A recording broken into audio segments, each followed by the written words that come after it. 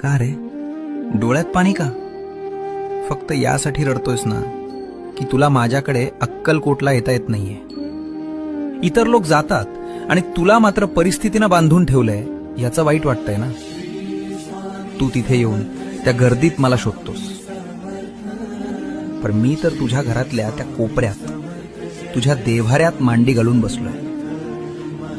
बाळा, मंदिरात मी राजा म्हणून बसलोय, लोकांचं गारहाणं ऐकायला, पण तुझ्या घरात मी बाप म्हणून वावरतोय, तुला सांभाळायला.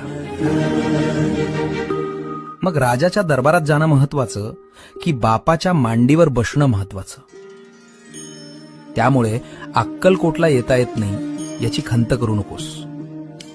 आत्ता याच क्षणी डोळे मिट आणि बघ, मी तुझ्या समोर उभा नाहीये, तर मी तुझ्या आत बसलोय.